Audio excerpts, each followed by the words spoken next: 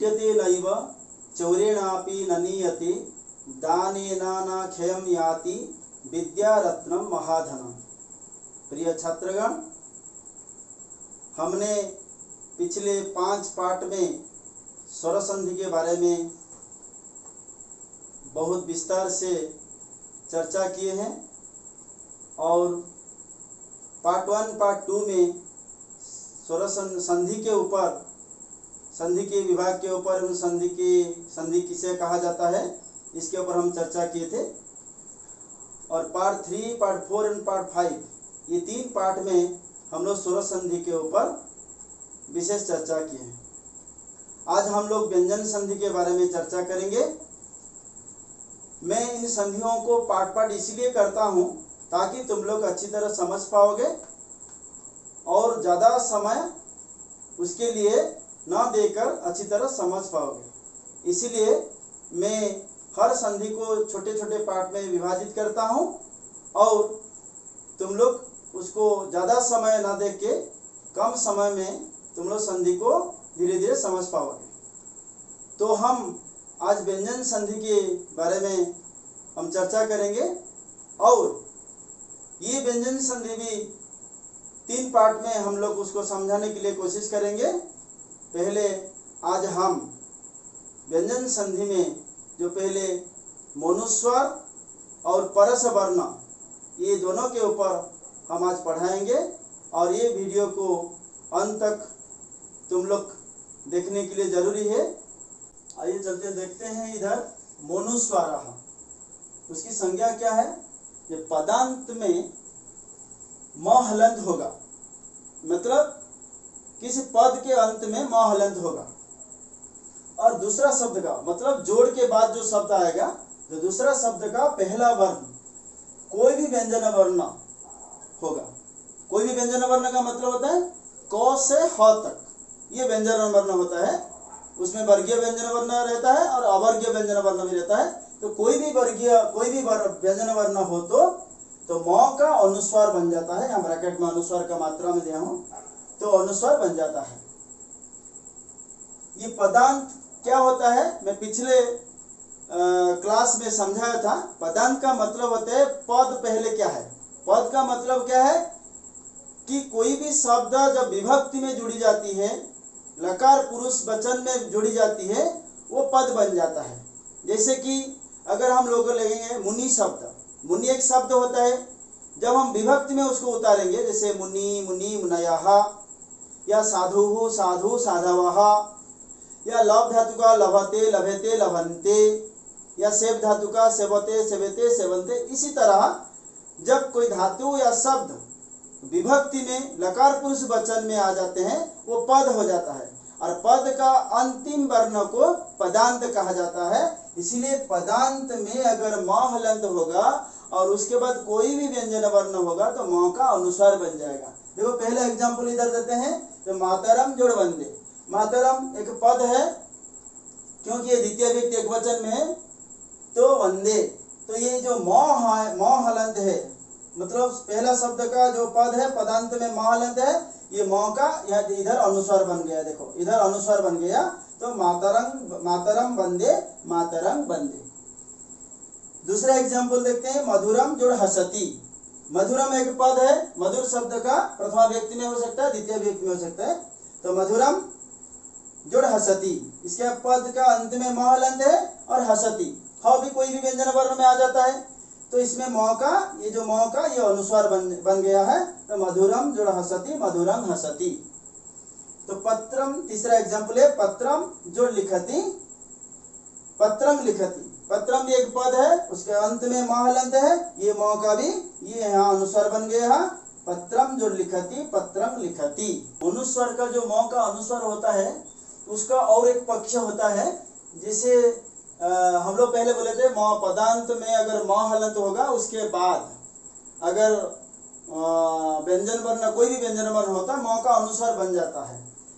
तो यहाँ एक देखो, तो परंतु पदांत में म हलंत होगा, तो पदांत होगा और पद होगा, पद के अंत में म हलंत होगा और उसके बाद जो शब्द होगा वह पद होगा, उसका कोई भी दूसरा शब्द का पहला वर्ण कोई भी वर्गीय व्यंजन वर्ण होगा। वर्गीय व्यंजन वर्ण का मतलब मैं पिछले क्लास में भी बोल चुका हूं, वर्गीय व्यंजन वर्ण होता है 25 वर्गीय व्यंजन वर्ण होता है।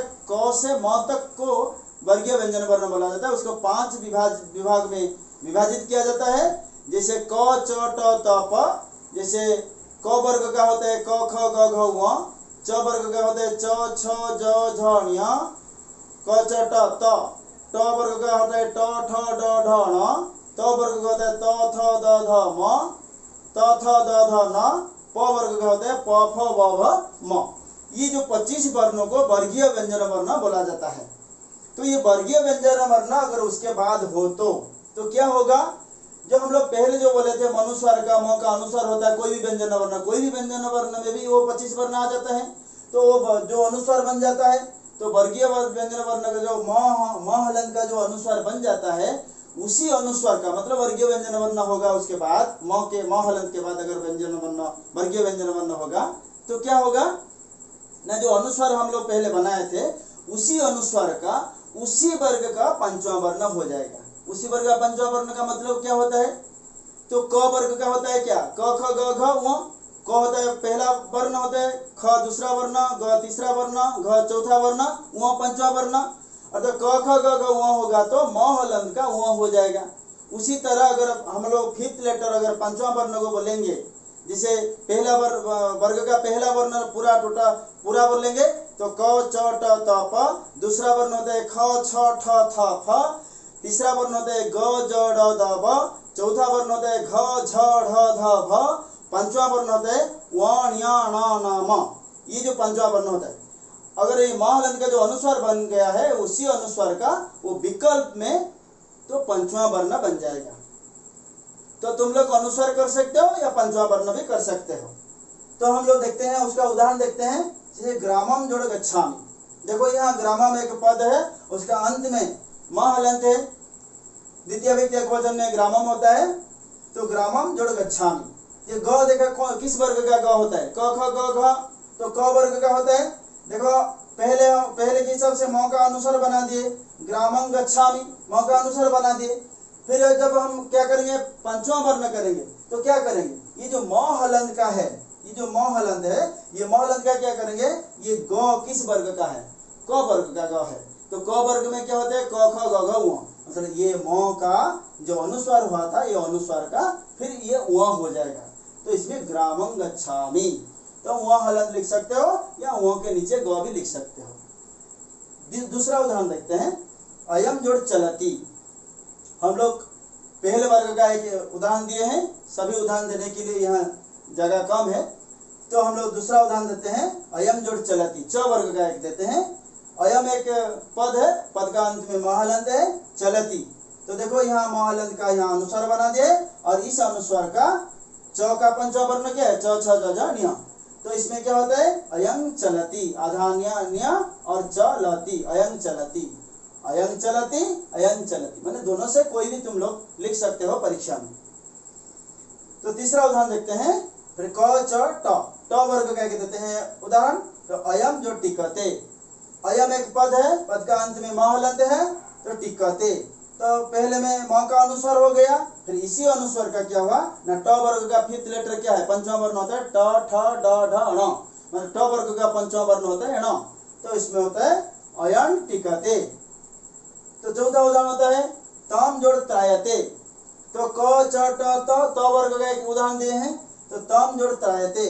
तम एक पद है, पद का अंत में म हलंत है, फिर त्रायते, तो उसमें क्या हुआ ना, ये जो म हलंत का क्या हुआ अनुस्वार बना दिया, ठीक। तम त्रायते, जब अनुस्वार का क्या होगा विकल्प में, ये त थ द ध न, त वर्ग का पंचवां वर्ण होता है क्या, न होता है, ठीक है।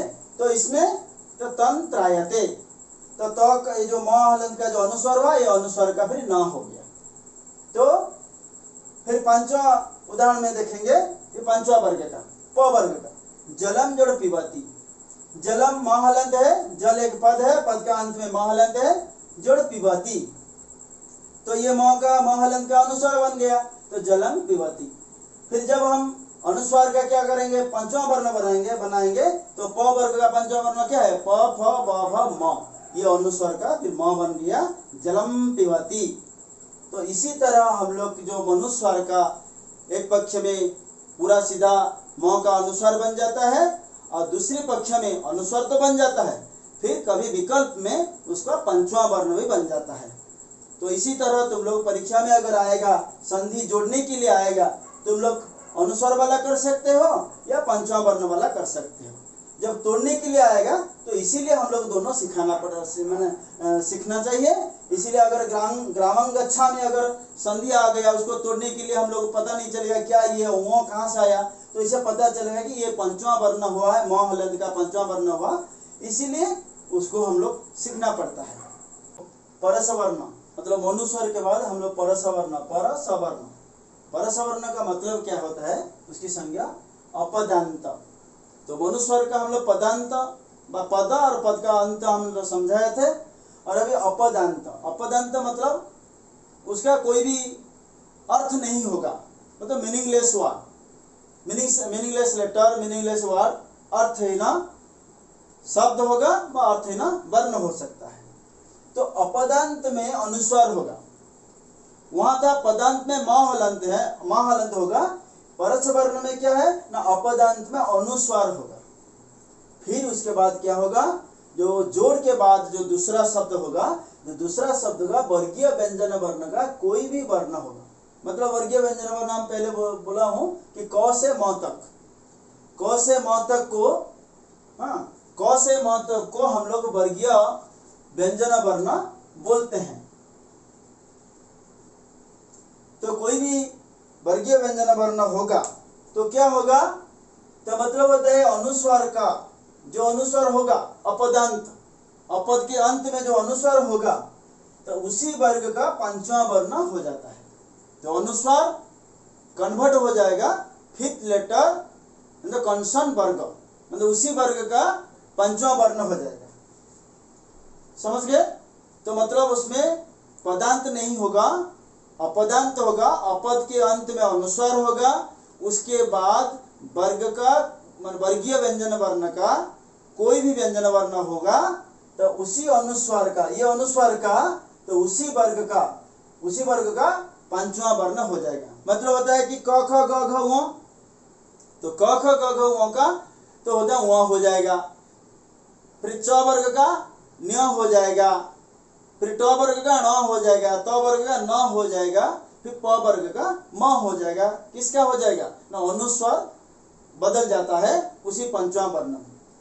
हम लोग सभी चारों पांच वर्ण का उदाहरण देते नहीं, दो उदाहरण देते हैं, हर वर्ग का दो उदाहरण देते हैं। अभी पहला जो में हम लोग दो उदाहरण देते हैं, क वर्ग का दो उदाहरण देते हैं, अं जोड़ कीतः। देखो ये अं का कोई मीनिंग नहीं है, कोई अर्थ नहीं होता है, ये अनुस्वर है।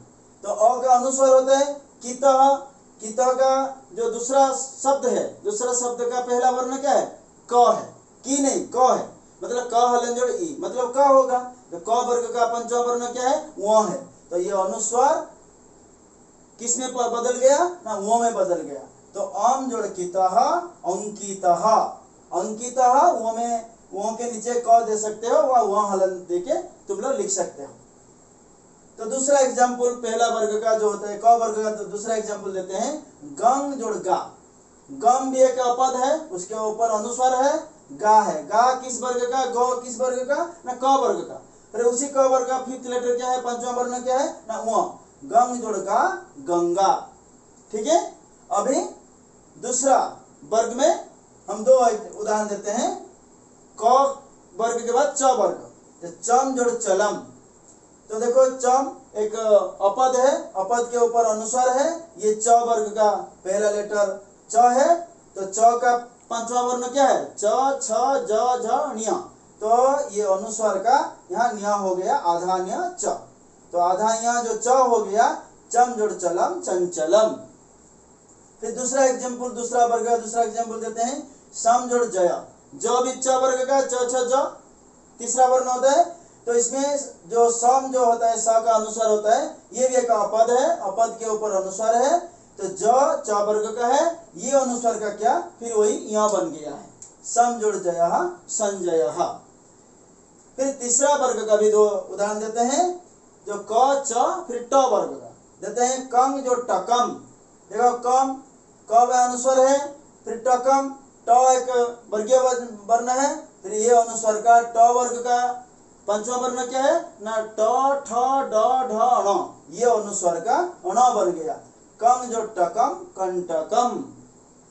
फिर दूसरा उदाहरण देते हैं, पम जो डितः, पंग में क्या होता है अनुस्वर है, फिर डितः ट वर्ग का ड है, तो ट वर्ग का पंचवा वर्ण क्या है ण, ये अनुस्वर ण में बन गया है। पंग जो डितः पंडितः। फिर चौथे वर्ग में भी दो उदाहरण देते हैं। चौथा वर्ग त वर्ग होता है, जो सांग जोड़ तिही, तो त वर्ग इधर है, ये अनुस्वर में त वर्ग का पंचवा वर्ण क्या है न, त थ द ध न, ये पंचवा वर्ण न, सांग जोड़ तिही शांति ही। ठीक है। अभी दूसरा उदाहरण देते हैं विंग जोड़ दुहु, ये द भी त वर्ग का है, ये अनुस्वर का क्या है ना, त वर्ग का जो द है उसी त वर्ग का पंचवा वर्ण बन गया त थ द ध न, विंग जोड़ दुहु बिंदुहु। फिर पंचवा वर्ग का उदाहरण देते हैं, दो उदाहरण देते हैं। तो पंचवा वर्ग क्या है प वर्ग, प फ ब भ म, तो संग जोड़ पन्नह, संग जोड़ पन्ना में स व्यापद है, उसके ऊपर अनुस्वार है। फिर प एक प वर्ग का प है, प वर्ग का पंचवा वर्ण क्या है प फ ब भ म, म हुआ पंचवा वर्ण, तो इसमें ये अनुस्वार का म हो गया, संग जोड़ पन्नह संपन्नः। फिर दूसरा उदाहरण देते हैं, संग जोड़ भवः, भ भी प वर्ग का है, ये अनुस्वार का भी प वर्ग का पंचमा वर्ण क्या है म, तो संग जोड़ भवः संभावः। इसी तरह हम लोग आज व्यंजन संधि के मनुस्वार और मनुस्वार का दूसरे पक्ष और परसवर्ण संधि के बारे में हम लोग अभी चर्चा किए। आशा करता हूँ तुम लोग अच्छी तरह समझ गए होंगे। अगर समझ नहीं हुआ होगा तो नीचे कमेंट बॉक्स में तो खुद का जो संदेह है या प्रश्न है, अगर तुम लोग उसको लिख के तुम लोग भेज सकते हो, तो मैं कोशिश करूंगा उसका उत्तर देने के लिए। Students, if you like my video, then give a big thumbs up, subscribe to my channel and press the bell icon, share it and also comment on below. जय तु भारतम, जय तु संस्कृतम।